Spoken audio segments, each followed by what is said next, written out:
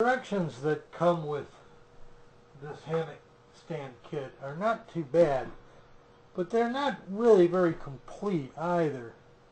The first step is to put the legs on, but there's a weld right there that kind of gets in the way of having a nice flat, flush, tight surface. Now you could probably get away with it, but if I'm going to be hanging on this, I want it to be as tight and flat as I can get it. So I'm going to take and knock the corner off, since it's probably easier to do that than it is to try and remove the weld. And probably safer as well. So it's not going to take much in terms of taking this down.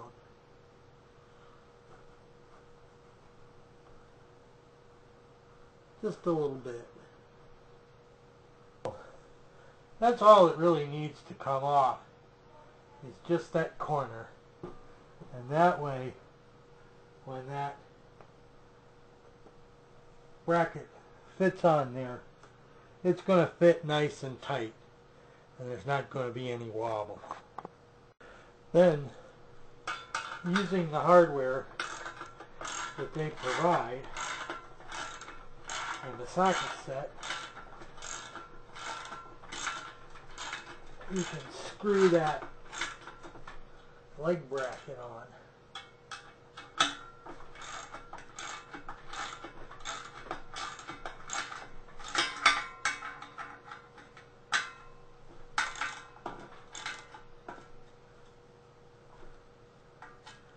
And it goes on real nice. Now just be aware that when you screw this on, you want to make sure that it's nice and flush with the wood here, because otherwise, if it slants one way or the other, just a little bit down here, that's going to be amplified when you get up to the 6-foot level. So you need to get that on there as flush and proper as you can. That completes the two base feet units. And now we can start actually putting the rest of the stand together. It's always a good idea to test fit something like this before you get too far.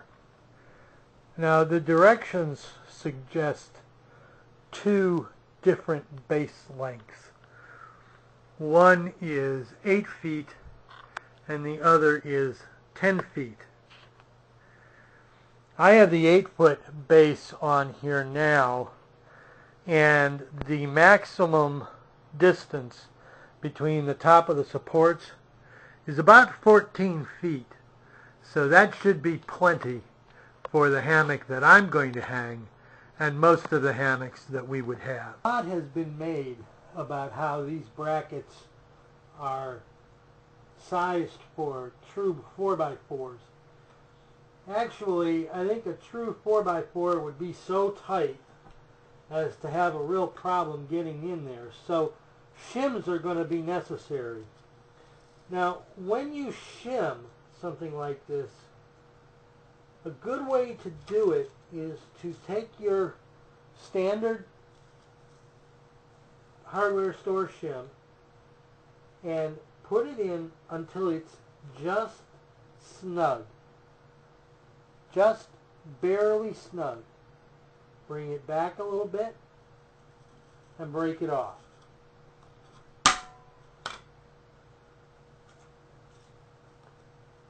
Then take that shim and put it in backwards. Put it in so the thick end is inside. Then take another shim and slide that in like so.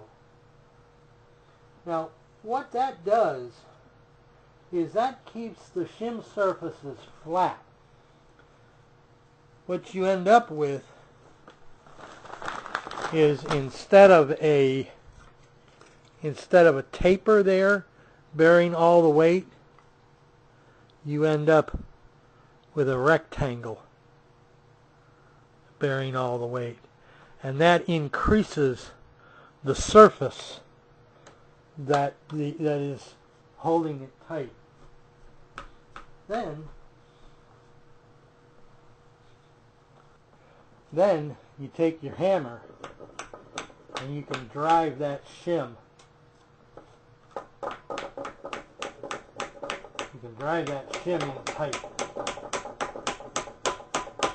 Now, in all probability, those shims are going to hold this tight enough that you wouldn't need to bolt something on there, but just to be sure, they give you a lag bolt to install.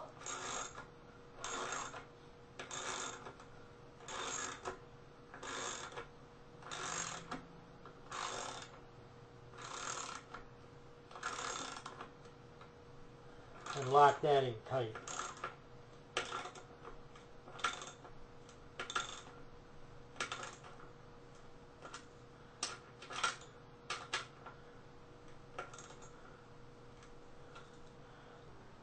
Here's the assembled piece.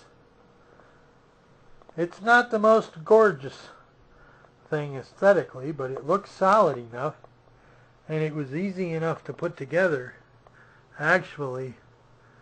So we'll see how. And here's the final setup with my hammock strung, and it's looking pretty good. I need to rearrange the room a little bit so that I can put it in a better place, but I like it.